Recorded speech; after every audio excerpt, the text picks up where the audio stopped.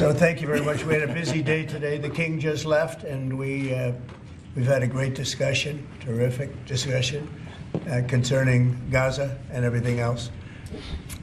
We had discussions also about Saturday at 12 o'clock. It's going to be a big moment. We'll see what happens. I don't expect much happening with these people, but we'll see what happens. And we're going to be signing a very important deal today. It's Doge, and I'm going to ask Elon to tell you a little bit about it and some of the things that we found, which are shocking. Billions and billions of dollars in waste, fraud, and abuse. And I think it's very important. And that's one of the reasons I got elected. I said, we're going to do that. Nobody had any idea it was that bad, that sick, and that corrupt. And it seems hard to believe that judges want to try and stop us from looking for corruption, especially when we found hundreds of millions of dollars worth, much more than that, in just a short period of time. And we want to weed out the corruption. And it seems hard to believe that a judge could say, we don't want you to do that. Well, so maybe we have to look at the judges, because that's a very serious, I think it's a very serious violation. I'll ask Elon Musk to say a few words, and we'll take some questions. Elon, go ahead. Sure. So at a high level, if you say, what is the goal of Doge, and I think a significant part of the presidency is to restore democracy. This may seem like, well, aren't we in a democracy? Well, if you don't have a feedback loop, okay, we would have to, if you sorry. So, tell you, gravitas can be difficult sometimes.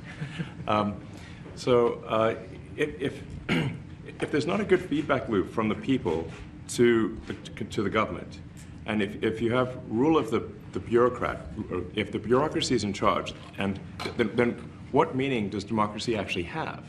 If the people cannot vote and have their will be decided by their elected representatives in the form of the president and the Senate and the House, then we don't live in a democracy, we live in a bureaucracy.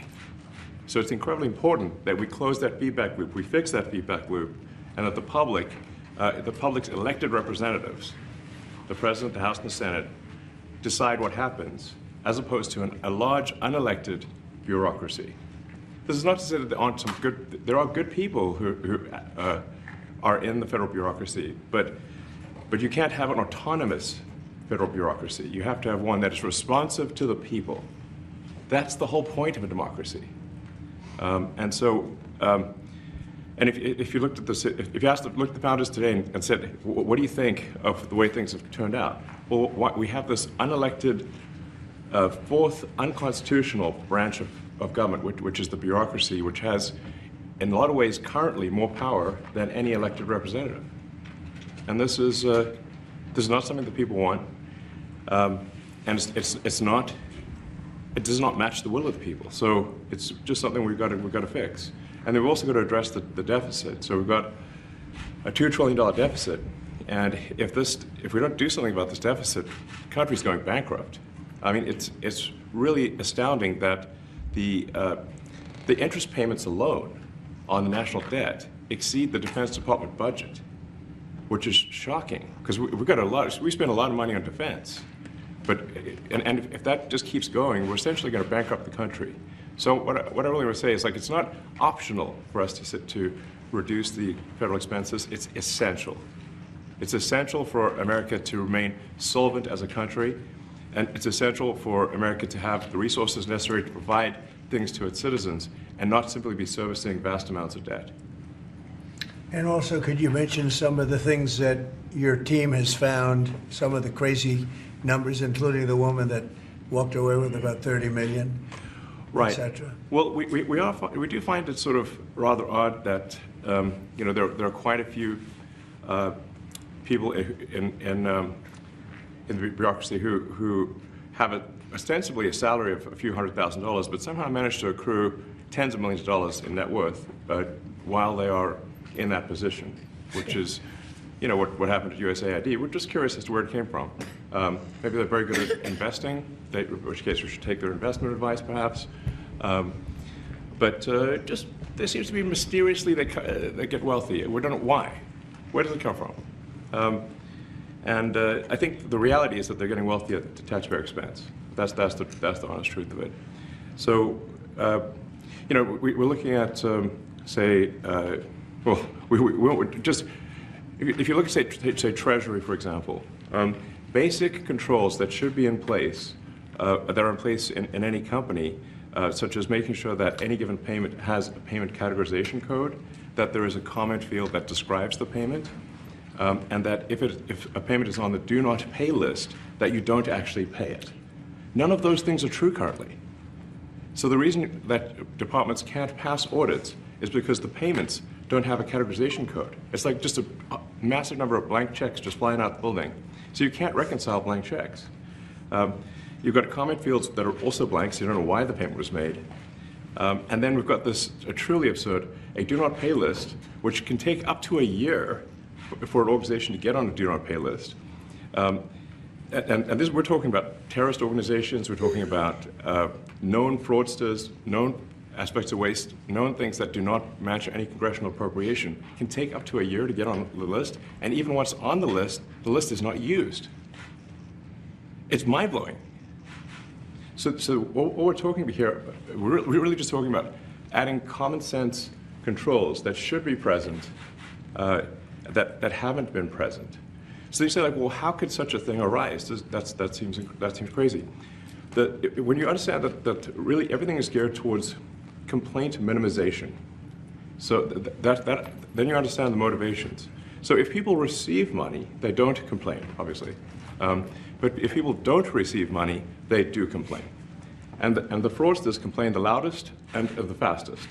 So then when you understand that, then it makes sense. Oh, that's why everything they approve all the payments at Treasury. Because if you approve all the payments, you don't get complaints.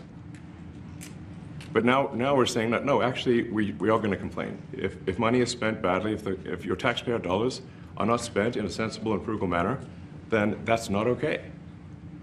Your tax dollars need to be spent wisely on things that matter to the people. I mean, these things, like, it's just common sense. It's not draconian or radical, I think. It's really just saying, let's look at each of these expenditures and say, is this actually in the best interest of the people? And if it is, it's approved. If it's not, we should think about it. So, there's crazy things like just cursory examination of Social Security, and we've got people in there that are 150 years old. Now, do you know anyone who's 150? I don't. Okay. They should be on the Guinness Book of World Records. They're missing out. So, that's a case where, like, I think they're probably dead. It's my guess.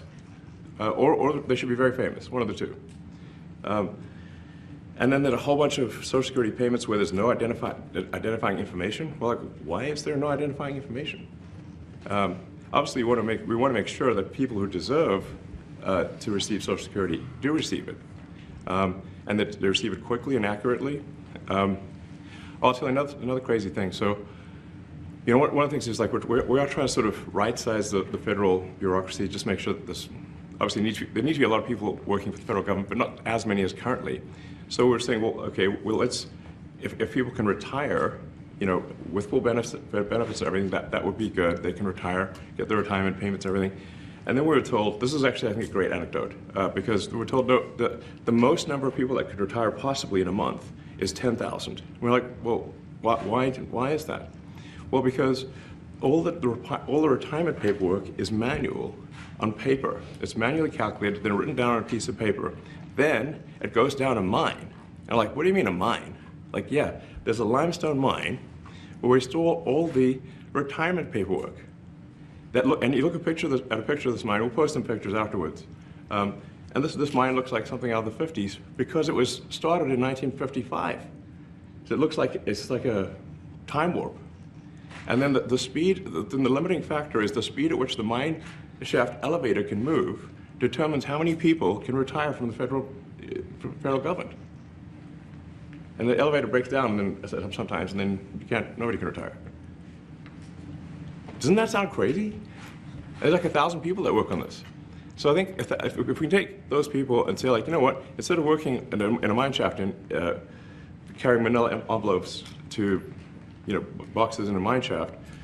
You could do practically anything else, and you would add to the goods and services of the United States in a more useful way. So anyway, so I think that's an example. Like at a high level, if you say like, how do we increase prosperity? Is we get people to shift from roles that are low to negative productivity to high productivity roles. And so you increase the total output of goods and services, which means that there's a higher standard of living available for everyone. That's the actual goal. Everyone's very quiet. So are people normally this quiet? Your detractors, Mr. Musk. What? Including a lot of Democrats. I have detractors? You do, sir. I don't believe it. Say that you're orchestrating a hostile takeover of government and doing it in a non-transparent way. What's your response to that criticism? Well, first of all, you couldn't ask for a stronger mandate from the public. The public voted, we have a majority of the public voting for President Trump. We won the House, we won the Senate. The people voted for major government reform. There should be no doubt about that. That was on the campaign. The president spoke about that at every rally. The people voted for major government reform, and that's what people are going to get. They're going to get what they voted for. And a lot of times, people that don't get what they voted for, but in this presidency, they are going to get what they voted for. And that's what democracy is all about. Mr. Musk, the White House says that you will identify and excuse yourself from any conflicts of interest that you may have. Does that mean that you are in effect policing yourself? What are the checks and balances that are in place to ensure that there is accountability and transparency? Well, we actually are trying to be as transparent as possible. In fact, we post our actions to the Doge handle on X and to the Doge website. So all of our actions are maximally transparent. In fact, I don't think there's been, I don't know of a case where an organization has been more transparent than the Doge organization. So, and the kind of things we're doing are, I think, very, very simple and basic. They're not, what I mentioned, for example, about Treasury, just making sure that payments that go out, taxpayer money that goes out, is categorized correctly, that the payment is explained, that organizations on the do not pay list, which takes a lot to get there, that actually are not paid, which currently they are paid. These are not individual judgment decisions. These are about simply having sensible checks and balances in the system itself to ensure that taxpayer money is spent well. So it's got nothing to do with, like, say, a contract with some company of mine at all.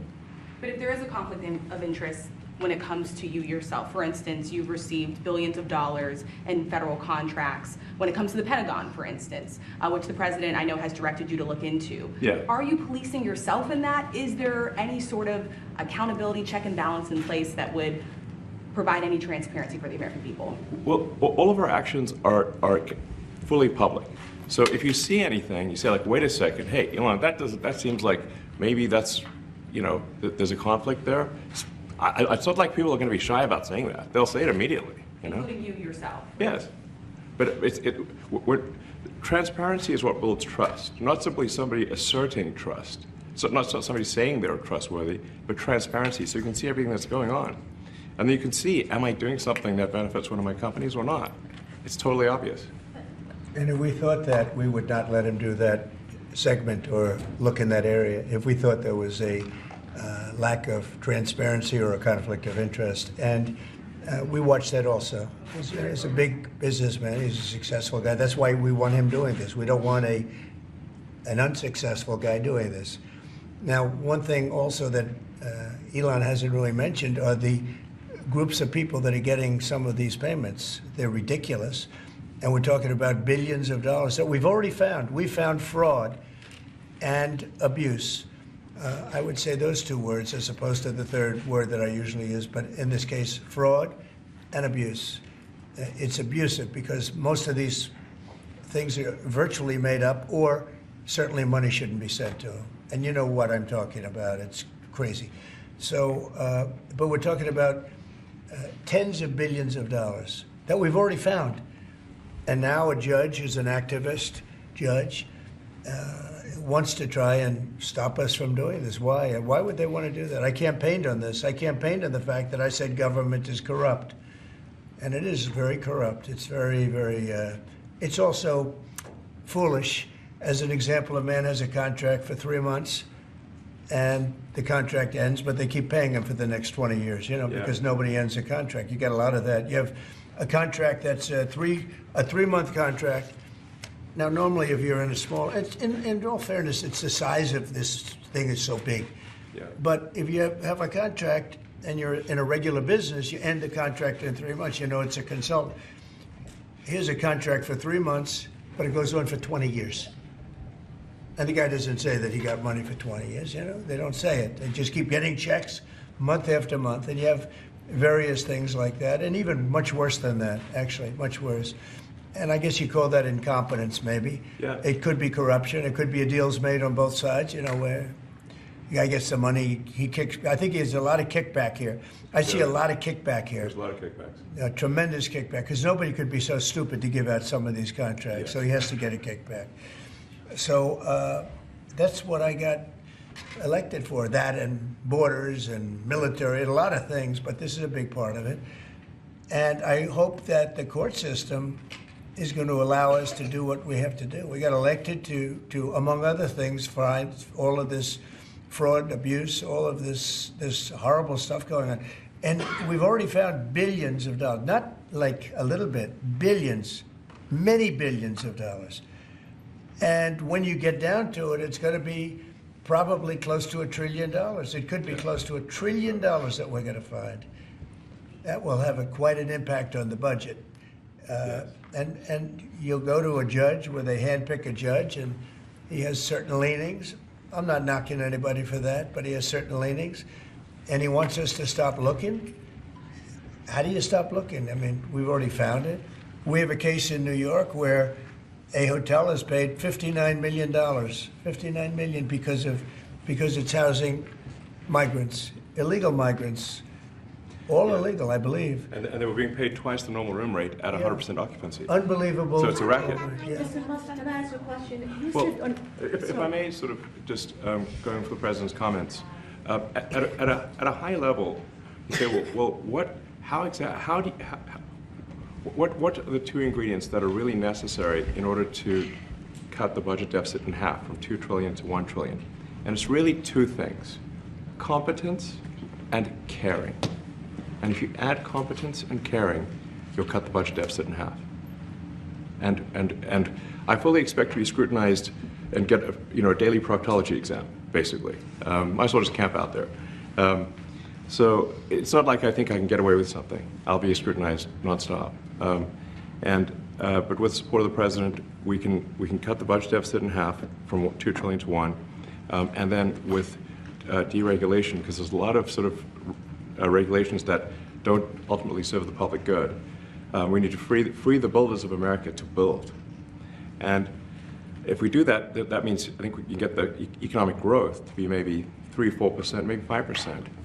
And that means if you can get $1 trillion of economic growth and you cut the budget deficit by $1 trillion, between now and next year, there is no inflation. There's no inflation in 26. And if the government is not borrowing as much, it means that interest costs decline. So the mortgage, their car payment, their credit card bills, anything, their student debt, the monthly payments drop. That's a fantastic scenario for the average American. I mean, imagine they're going down the grocery aisle and the prices from one year to the next are the same, and their mortgage, all their debt payments dropped. How great is that for the average American? We had That's no what we're idea. We had no idea we were going to find this much, and it's open. It's not like complicated. It's not that simple stuff. complicated. It's a like lot of work. We Yeah. can't believe it. A lot of work. A lot of smart people involved. Very, very smart people. But you're talking about anywhere maybe $500 billion.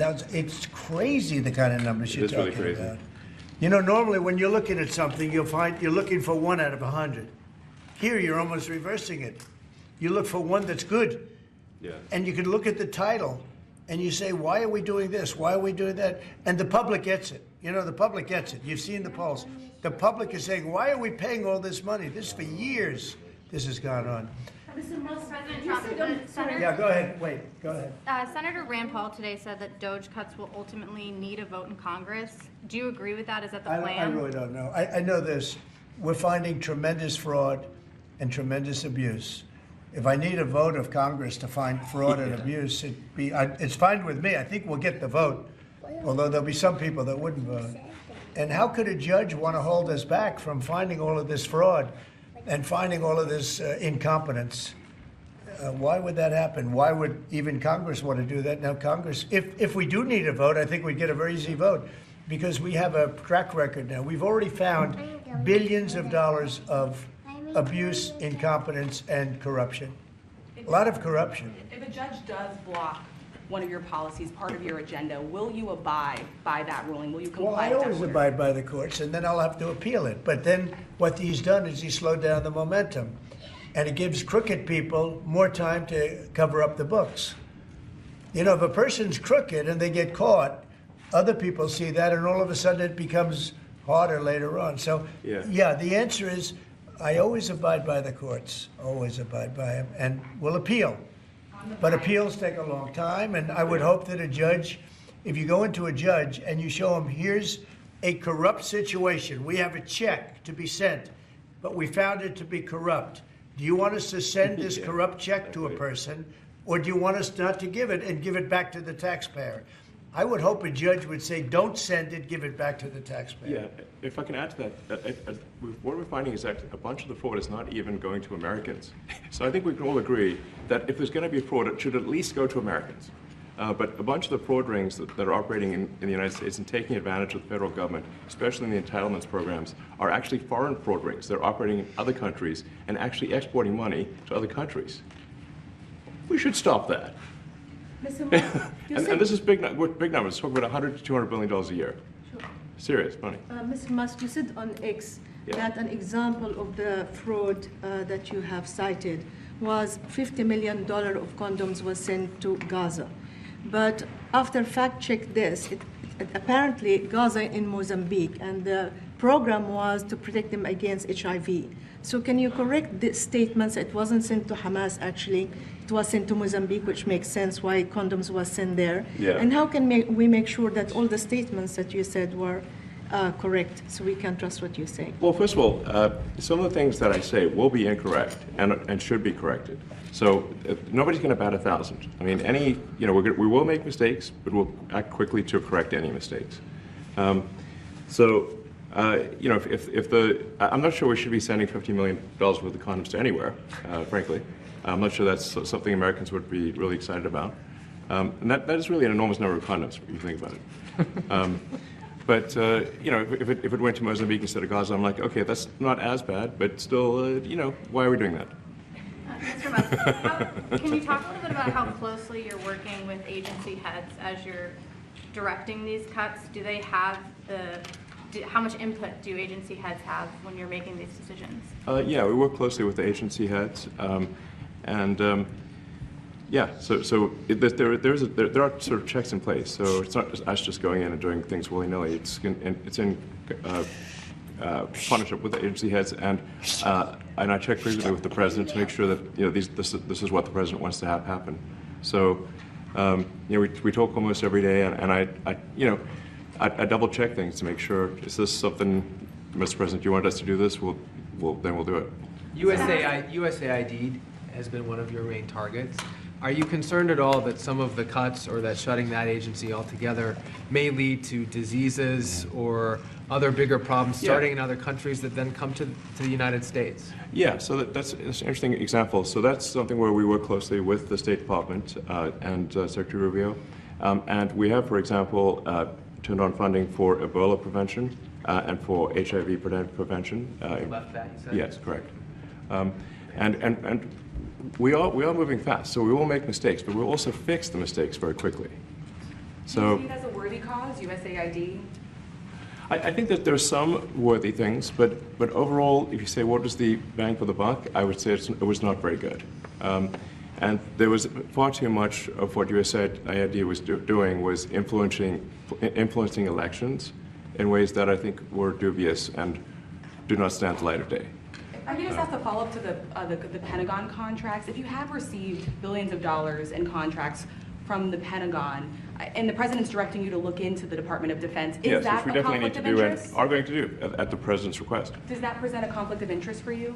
No, because you'd have to look at the individual contract and say, first of all, I'm not the one, filing the contract. It's people at SpaceX or someone who will be putting for the contract. And I'd like to say, if you see any contract where where it was awarded to SpaceX and it wasn't by far the best value for money for the taxpayer, let me know, because every one of them was. The president said the other day that you might look at treasuries. Could you explain that a little bit? What kind of fraud, and that question goes to both of you, what kind of fraud are you expecting to see or do you see right now in U.S. treasuries? Yeah, I think you mean the Treasury Department as opposed to Treasury bills, or. You also referenced treasuries on Air Force One the other night. Go ahead. Well, as I mentioned earlier, really the first order of business is to make sure we're actually collecting. Sorry for this. I thought my son might enjoy this, but he's sticking his fingers in my ears and stuff. So it's a bit hard to hear sometimes. Hey, stop that. No, the stuff we're doing with Treasury Department is so basic that you can't believe it doesn't exist already. So for example, like I mentioned, just making sure that when a payment goes out, it has to have a payment categorization code. It's like, what type of payment is this? You can't just leave the field blank. Currently, many payments, the field is left blank. And you have to describe what's the payment for, some basic rationalization. That also is left blank. So this is why, the Pentagon, when's the last time the Pentagon passed an audit? I mean, a decade ago, maybe? Ever? Really? And we want to just, in order to actually pass audits, you have to have financial information that allows you to trace the payments. And once in a while, the Treasury has to pause payments if it thinks the payment is going to a fraudulent organization. If a company or an organization is on a do not pay list, we should not pay it. I'm sure you would agree. Like, if it's quite hard to get on that payment, the do not pay list, it means that this is someone that is like dead people, terrorists, known fraudsters, that kind of thing. We should not pay them. But currently we do, which is crazy. We should stop that. Many transactions. And by the way, hundreds, thousands of transactions like that. We have a big team. And for the sake of the country, I hope that the person that's in charge and the other people that report to me that are in charge are allowed to do the right thing, namely make sure everything's honest, legitimate, and competent. But we're looking at just, when you look at USAID, that's one. We're going to look at the military. We're going to look at education. They're much bigger areas. But the USAID is really corrupt. I'll tell you, it's corrupt. It's incompetent, and it's really corrupt. And I can't imagine a judge saying, well, it may be corrupt, but you don't have the right. You got elected to look over the country and to, as we say, make America great again, but you don't have the right to go and look and see whether or not things are right that they're paying or that things are honest that they're paying. And nobody can even believe this. Other people, law professors, they've been saying, how can you take that person's right away? You're supposed to be running the country, but we're not allowed to look at who they're paying it to and what they're paying. We have massive amounts of fraud that we caught. I think we probably caught way over a lot of billions of dollars already in, 2 weeks? Yes. And it's going to go to numbers that you're not going to believe. And much, as I said, much is incompetence and much is dishonesty. We have to catch it. And the only way we're going to catch it is to look for it. And if a judge is going to say you're not allowed to look for it, that's pretty sad for our country. I don't understand how it could even work. On the buyout program, can you personally guarantee that? Which one? The buyout program, the offer to federal workers. Can you personally guarantee that the workers who opt in to resign now will be paid through September? They'll get their money, but they're getting a good deal. They're getting a big buyout. And what we're trying to do is reduce government. We have too many people. We have office space. It's occupied by 4%. Nobody's showing up to work because they were told not to. And then Biden gave them a 5-year pass, some of them, 48,000 of them, gave them a 5-year pass, that for 5 years you don't have to show up to work. And let me tell you, this is largely, much of this stuff is because of Biden. It's his fault. He allowed this country, what he did on our border. What he did on our border is almost not as bad as what he did with all of these contracts that have come out. It's a very sad day when we look at it. I can't even believe it. But many contracts just extend and they just keep extending, and there was nobody there to correct it. And that cannot be, I can't imagine that could be held up by the court. Any court that would say that the president or his representatives, like Secretary of the Treasury, Secretary of State, whatever, doesn't have the right to go over their books and make sure everything's honest. I mean, how can you have a country? You can't have anything that way. You can't have a business that way. You can't have a country that way. Hey, thank you very much, everybody. Thank you. Thank you, press. Thank you, press. Head out. Coming back tonight. Mark Vogel will be at the White House tonight at about 10 o'clock. If you want to come over, you can say hello to him. Did the U.S. give anything in return? Not much. No, they were very nice. We were treated very nicely by Russia, actually.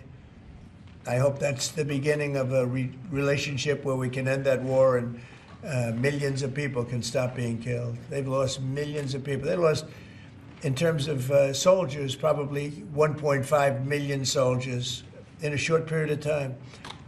We got to stop that war. And I'm interested primarily from the standpoint of death. We're losing all those soldiers. And they're not American soldiers, they're Ukrainian and Russian soldiers. But you're probably talking about 1.5 million. I think we got to bring that one to an end. Okay? Thank you. Thank you very much.